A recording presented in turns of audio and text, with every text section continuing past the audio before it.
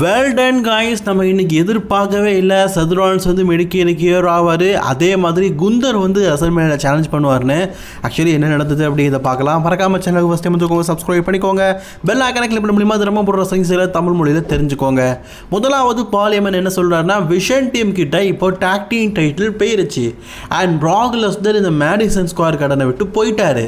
ஆனால் இந்த இடத்துல நான் கண்டிப்பாக செத் ராலின்ஸை பற்றி பேசி ஆகணும். செத், நீ மெடிக்கலி ஃபஸ்ட்டு கியூர் ஆகிருக்கிறியா? நீ மெடிக்கலி கியூராக இல்லாதனால தான் எங்கள் மேலே கை வைக்கிற. ஏன்னா அப்போ தானே வந்து உன்னை யாருமே அட்டாக் பண்ண மாட்டாங்க அப்படிங்கிறதுக்காக. போன வாரம் உன்னை போலீஸ் வந்து அரெஸ்ட் பண்ணிச்சு.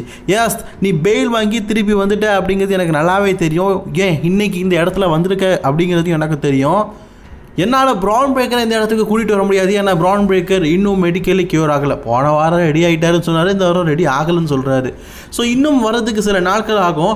பட் என்னால் செத் ராலின்ஸை ஹேண்டிலிங் பண்ண முடியும். இந்த இடத்துல மேபி செத் ராலின்ஸ் வந்தான்னா கண்டிப்பாக அவனை ஹேண்ட்லிங் பண்ண என்னால் முடியும். மேபி செத், நீ ஒருவேளை மெடிக்கலி கியூராக இருந்தனா நான் கூட ஃபைட் பண்ணதுக்கு ரெடியாக இருக்கேன்னு சொல்லும்போது ஆடம் பீஸ் சொல்கிறாரு, நீ ஃபைட் பண்ணதுக்கு ரெடியாக இருக்கியா? அப்பா அதை கன்ஃபார்ம் பண்ணிட வேண்டியதான். ஏன் என்னாச்சுன்னு கேட்கும்போது அவர் சொல்கிறாரு, மெடிக்கல் டீம் வந்து செத் ராலின்ஸை ஃபுல் அண்ட் ஃபுல் செக் பண்ணி பார்த்ததில் ஒரு விஷயத்த சொல்லியிருக்கிறாங்க. செத் ராலின்ஸ்க்கு இன்ஜுரி வந்து நல்லாவே குணமாயிடுச்சு. அவன் நீ நினச்ச மாதிரியே உன் கூட இந்த இடத்துல இப்போவே சண்டை போடுறதுக்கு ரெடியாக இருக்கிறான். நீ ரெடியாக இருக்கிறியா அப்படின்னு கேட்ட உடனே செத் ராலின்ஸ் இடத்துக்கு வாராருன்னு சொல்லிட்டாரு. எஸ், பழையபடி ரால் அண்ட் டேன் அப்படிங்கிற தீம் மியூசிக்கோட அந்த இடமே ஜொலிக்குது. சரி, செத் ராலின்ஸும் வந்துட்டாருன்னு பார்த்தா தீம் மியூசிக் மட்டும் தான் ஒலிக்குது.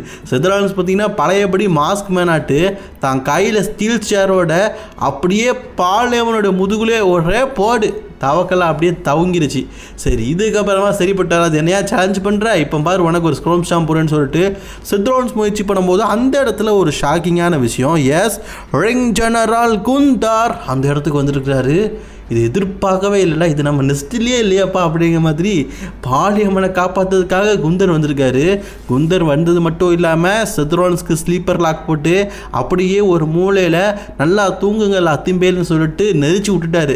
நெரிச்சிட்டு அப்படியே ரெசல்மேனியா லோகா காட்டி நான் தாண்டா உன்னுடைய ரெசல்மேனியா ஆப்பனண்ட்டு அப்படிங்கிறத பார்த்தீங்கன்னா குந்தர் இப்போ செத் ராலின்ஸுக்கு காட்டியிருக்கிறாரு. இதை எதிர்பார்க்கவே இல்லைல்ல. இந்த காம்பினேஷனை பற்றின உங்களோட கருத்தில் காரணம் பண்ணிக்கோங்க. தொடர்ந்து வீடியோ பார்க்க சேனலை சப்ஸ்கிரைப் பண்ணிக்கோங்க.